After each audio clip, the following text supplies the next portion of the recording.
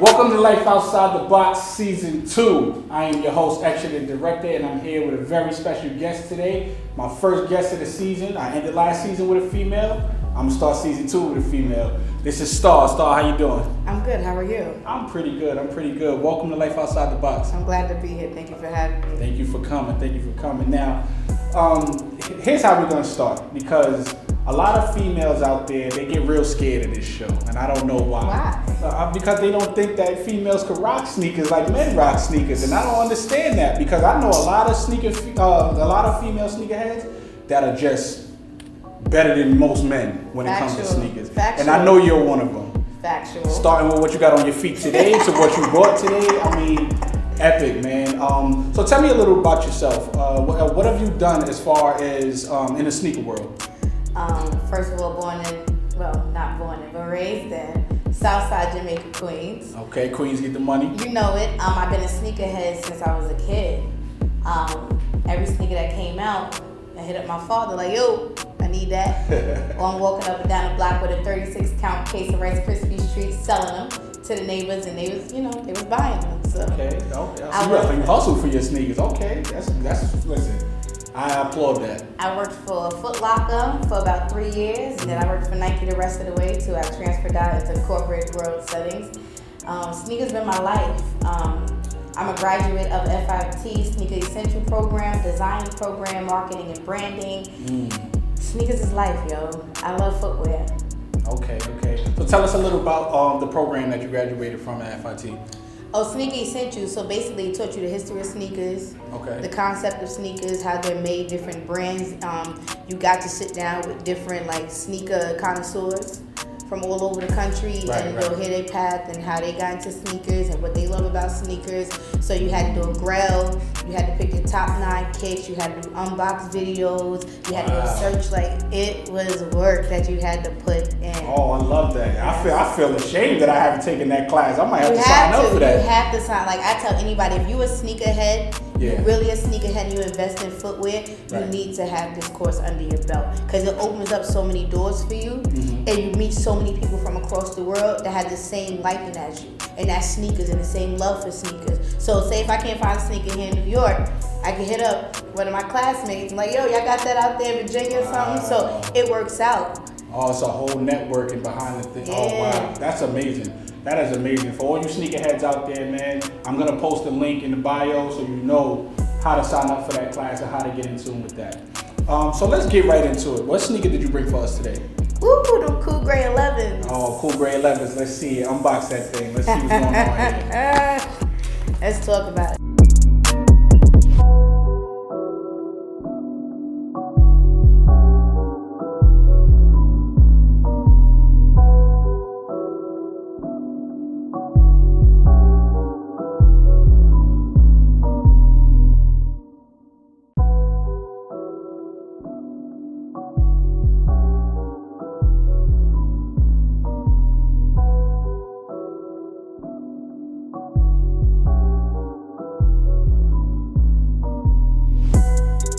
So the Cool Gray 11s, this is the third drop for them.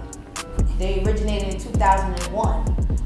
The silhouette pattern is different from the originals, but Jordan first wore them in about 1998. Yeah, I would say 1998 when he played with the Washington Wizards. So that's when it was first seen. And since I seen the first pair, I love gray sweats and white tees. So hey, they benefit me to have. Right. And the Cool Gray is definitely an epic sneaker. I didn't get them this round, but I definitely had them when they first dropped and when they re-upped the next time.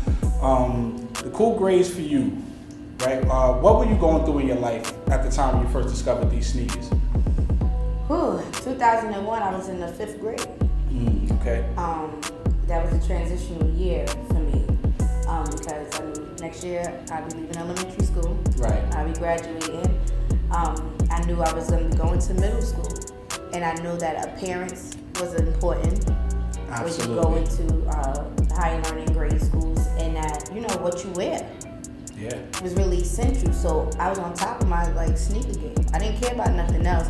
I didn't want the Nietzsche, the academics, the Pepe and stuff. I didn't want the fat fawn, the baby fat. Wow, I needed to be You taking it back. on top of the kicks. Yeah. So and around that time, it was beyond 11s and 12s and 13s. We had the 14s, we had the 15s, we had the 16s, we had the 17s, we had the 18s dropping at that time. So you had the copper 12s and the copper 16s that had dropped, and then you had the cherry woods. So it was like, yo, if you didn't have, like, if cherry woods is different. Yeah. And so it was like, I just gotta have it. And every time I see the movie Like Mike, and how he felt when he put them Jordans on his feet. Yeah. That's how I feel every time I put a pair of sneakers on my feet. Like, I'm powerful. Right. I feel you. And I kind of resented people when I was in junior high school. I went to PS 231 in Queens. Okay. Yeah, I went to 231, and I remember at the time I was there, the low cut 11s came out. With the one was red and the other one was baby blue. And I would walk in and everybody lined up with the baby blue on one side, the red on the other side, and I ain't have Jordans. I had a family that was like, oh, we can't afford those, I'm not paying for those. So when I got my first Jordan, I was just excited. I was like, all right, there's no turning back from here. And that wasn't until like maybe 12th grade in high school when I was able to buy my first pair of Jordans for myself because my family, you know, you couldn't afford it, you know, but it is what it is. That's how it happened. Beginnings, you know. Yeah. So, I didn't always get on the drop date. You know, I had to wait. You know, that report card had to come in. Yeah. Them grades had to be seen. Right. I didn't want them to be heard, but they had to be seen. So. Right. So speaking of drop date, related to that, it's a lot different when we were younger with drop dates because back then sneakers used to actually sit on the shelf. So, especially certain sizes. Maybe not your size because it's a common size. No, my smaller size sold out.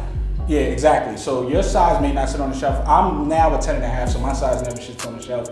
Or I can never win a size in sneakers at because of how common my size is. But how do you feel about the reselling game right now? Because, like I said, back then the sneakers would sit on the shelf, so you could, even if you didn't get it on drop date, you could have got it a week later, 2 weeks later, depending on your location where you went to get them from. But now you can't get a sneaker for retail price unless it is the drop date. So how do you feel about the resellers out there that's selling these sneakers triple the price? And yeah, I feel like they that? wow.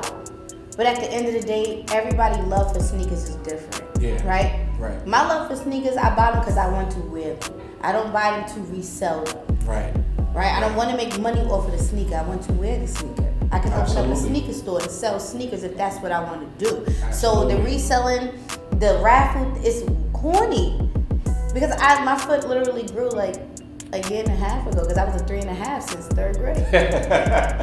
And once I became a size 4, it was like, this is annoying. Yeah. But I think I found the algorithm to winning the raffles. Okay, for sneakers app. Yes. I thought I did too, and no, I have never won on the sneakers app. Okay. But every time I do the raffle on Foot Locker, I win. Oh, okay, all right. So yeah, each app has a different process. For me, Adidas Confirmed, I always win on Adidas Confirmed. Never. Yeah, see, that's how I am with sneakers. I guess because I'm just getting into Yeezys. Right. Oh yeah, because you work for Nike. I'm just getting into Yeezys and Adidas brands and things. So probably I have to see me visit them more with my finances before they start, adding me to the winning raffle side of things. Okay. So let's touch on your Nike side of things. You used to work for Nike. Explain to the people what you did for them, what you may still do for them even though you don't work for them anymore, or how does it work when it comes to you working for Nike? So I was hired by Miss Andrea Crawford, who is still the talent acquisitionist for Nike to date. She hired me. She's still in my life. She's a part of my nonprofit organization. She sits on my board. I was a women's running talent worker, and I worked on a women's running floor. And we had to learn the knowledge of sneakers, like learn every type from the Pegasus to the Prestos to the Luna Runners and the Luna Glides. And it wasn't just about Jordans and Air Force Ones, but it was beyond that. And sneakers is not just Jordans. They're really not. Right. And I need people to understand that. Absolutely. Just because you get every pair of Jordan don't make you a sneakerhead. Please say it again. Just because you get every pair of Jordans do not make you a sneakerhead. Exactly. A lot of people don't understand that being a sneakerhead is just more than just buying a Jordan. It's more so of you buying history. you're buying comfortability, you're buying style, especially style, art, and it don't have to just be a Jordan. Like I just showed you earlier, I bought a New Balance earlier in the week, and those flavors is lit. New Balance is stepping their game up. Big time. Big time. They're stepping outside of the box though. Yeah. Because they see what is selling. They are. And they're going with the trend. And that's the thing. Like, if you see how the sneaker world is going now, everybody's following trends. When you see certain colors drop, if you look at all different brands of sneakers, they have the same color concepts in their sneaker drops. All the time. They don't never step out the box and go and say, you know what, let me put this color combo together and see what people think about this. They don't take a chance. And I feel like right now New Balance is stepping it up and they're taking a chance as far as the colorways. Now, let's get back to Jordan real quick, because I've noticed something lately about the Jordan 1, actually. And you have a pair 1, you have the patent leather breads on. The family collection. Which is an amazing sneaker. But I feel like right now, Jordan 1s are being oversaturated in the population of sneakers because they just keep dropping so many different colors, and it's like, all right, we get it. We all love 1s, but sometimes it kind of takes away the nostalgia of a shoe when you drop too many colorways. Do you feel the same? To a degree, I do. And then the mid, then the low, then the high. Right. And it's like, nobody really want mid and low 1s. Right. Nobody. First of all, we don't rock mids. You a real sneakerhead, you know you ain't put no mid 1s on. Lows, it really depends. It depends on the colorway. On the colorway, and I could give Travis Scott a pass with the Cactus Jack lows. I could give him a pass with those. But he can get a pass. But Trav have been, his collabs have been A1 though. Yeah, they have. Trav consistently. Right. So I gotta give it to Trav. Shout out to Trav, y'all. All right. I could definitely give it to him on that. But the ones they're doing I see 3 pair today. Right. And I took a picture of them and sent it to my mother. And I was like, these are within the next couple of weeks. This is very overwhelming for me. Yeah. This is very overwhelming. And my thing is this. We all love 1s, but there's also Jordans that haven't came out in so long that we want to see again. We want to see 2s. I want them 18s to drop again. I want 2s. I want 18s. I want 16s. I definitely want 60. Black and reds. They have to come out. They have to. I got the white and blue ones that came out a couple years ago, but the black and reds and the gingers, they have to come out. It's like the cherry woods. Like we need. There's some retros that need to hit this scene. Absolutely. Jordan, he know. Jordan knows, and I know he knows in his heart of hearts that he needs to be coming up off of some of them numbers. He do. Absolutely. Because 1s need to take a break. 4s need to take a break. Absolutely. 3s need to take a break. The 6s need to take a break. The 12s. I ain't gonna go that far with the 6s. The 6s do need to take a break because those have been the consistent numbers that has been dropping. It has been. And there's more to Jordan portfolio than 11, 12s, 13s. The 6, like there's so much more. Yeah. And it's about art and creativity. Right. And it's like so many shoes now are starting to look alike. Yeah. Absolutely. So bring back the retros to shift the game again, which is going to cause other brands to level up because it's all about branding. And a lot of these sneaker lines that's out, they see when those sneakers came out back then. Right. But now the material and the quality of sneakers is so much different. Can you imagine getting an 18? Yeah. That's a big Can you imagine the gum bottom on an 18 compared to, I have the very first pair of 9s. Wow. The very first pair, the black and white 9s. Yeah, I know exactly which one you're talking about. Now, the whole bottom came out because it was foam. Yeah. Absolutely. They so crumble. now, it's not. As soon as you touched it, it crumbled. They crumble, yeah. So it's like, man, I touch a 9 a day, they crumbling. It's not crumbling in my hand. And then also, what I learned, and I said I was gonna sit down and do a think tank with sneakerheads. Like, how can we preserve our sneakers for longevity? That's a good idea. And that's a very good idea. Right, because materials changing over and over again. So had they gave us instructions on how to care for these Jordans made with foam, they shouldn't be in humidity or moist areas. Don't store your sneakers in the basement. Plastic, or in the bin, or don't keep sit them in the sun. box, Your color, like they don't give that care, and you got to realize the dollar that we spend on these footwear. Yeah, and that's what bothers me about most sneaker companies, is I feel like they don't care. You know, it costs them a certain amount to make the sneaker, but then they charge whatever they charge for it. And we go out there, we try the sneakers app, we try Adidas Confirm, we try East Bay, Foot Locker, Finish Line. We try these apps, we get these sneakers, and then we go to third parties like StockX and GOAT, right. You know, and Kixify, and you know, we gotta now pay 3 times more than the retail price. Right. For a sneaker that who knows how long it's gonna last. Which I feel like StockX and GOAT on release day should sell the sneaker at retail price. They absolutely should. I wholeheartedly feel that. And then Sunday night, that I can go and do what I need to do with the price. Absolutely. But I feel like when a sneaker drops, it should be consistent across the board, the price. Absolutely. I agree 100%. Listen, I'm not a resale fan at all. Because back in our day, I don't mean to sound old, but back in the day, when you met a scammer or booster, they was giving it to you for half price. They wasn't giving it to you for triple the price. They don't even scam no more for half price. They want the full price, like what you. No, they want triple the full price. They want triple the original price. You know what? It's okay. I'm gonna go to the store and get it myself. Right. It's okay. Right. You go to jail and I'm gonna go get myself. You know, that's just. I feel you on that. All right. So real quick before we get out of here, give me your top 5 Jordans and colorways. I want colorways too. Top 5 Jordans. The cherry red 16s. Okay, that's one. The black and white 12s. Okay, taxi. Yep. Okay, cool. That's 2. The top 5. Yeah. God, please. 5. You 2 in. Let's go. The ginger and white 13s. Okay. Ooh, that's a good one. Those. That's a good one. That's a good one. I still got those. The red ones, I couldn't wait for this color. I swear to tell you, I could not wait. Okay. I could not wait. And my top one of all time, the Wakanda ones.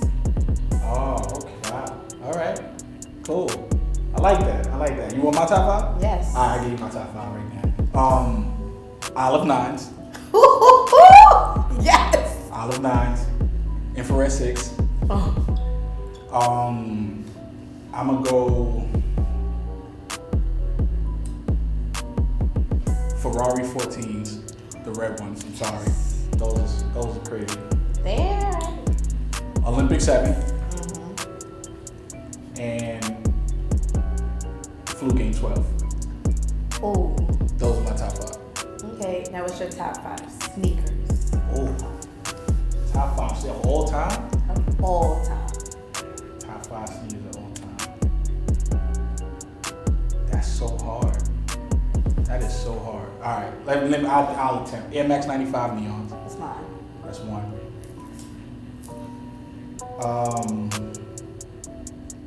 Bo Jacksons, any colorway. Yes. Ooh, the orange, gray, and white with the navy. Ah, epic.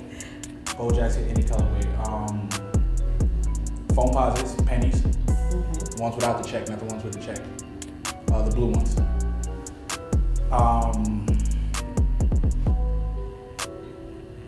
I gotta throw Infrared 6 on there because that's my favorite sneaker of all time. Damn. Honestly, Adidas Shelter, white and black, of all time. It's one of the most iconic sneakers ever. It is. That's my top 5 sneakers of all time. My top 5 sneakers of all time. Neon 95. Okay. Epic. I just bought a new pair today. That's not epic. Classic Air Force Ones. Low top. Yeah, white on whites? White on white. One time wears, Crispy. okay. The original 305 New Balances. Slept on shoe. Very slept on shoe. Stan Smiths. Okay. Stan Smiths. They had the Velcro strap. Yeah, okay. I was big on the Velcro. If I have to tie my shoe, I'm with it.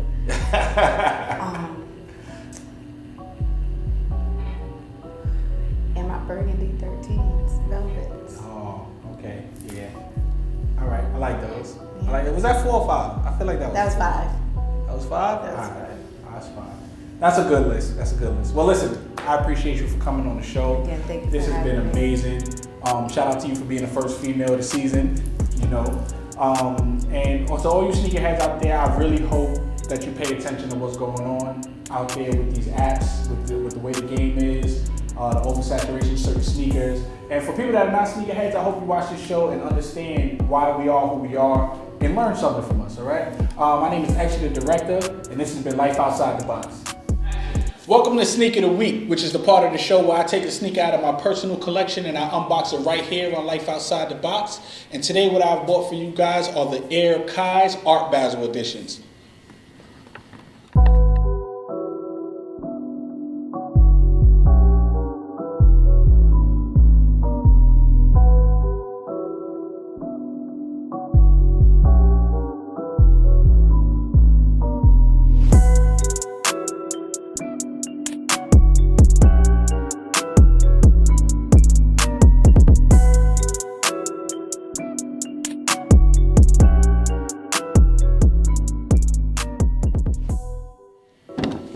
Right off the back, as you can see here on the Air Kai's Art Basels, this is one of two editions of the Art Basel editions. One comes in the Van Gogh Blues, and this one is a very mint orange, classic green, gold hair. And the material on the shoe, y'all know how I feel about Kool Kai's. It's a black-owned sneaker company. The material on the shoe is flawless, as it always is. Inside the box, it comes with two different kind of laces, so you can switch them up. It has the aged midsole, along with a cool classic Jordan 1 silhouette design. And Kool Kai, he's just been on a roll. He's been dropping a lot lately. Every sneaker that he drops is by far better than anything you've seen. And you can only get them exclusively through him. Certain stores and mom and pop shops sell them, but I would rather just get them from Kool Kai. And like I said, this is a black-owned sneaker company, which you gotta support black-owned businesses. And this is really, really, really dope. This colorway right here is one of my favorites because it's so different. It's not something that you're used to when it comes to sneaker color combinations. And that's why I rock with the Kool Kai's, because he's very different, very unique, and very original. So like I said, these are the Kool Kai Art Basel editions, one of twos.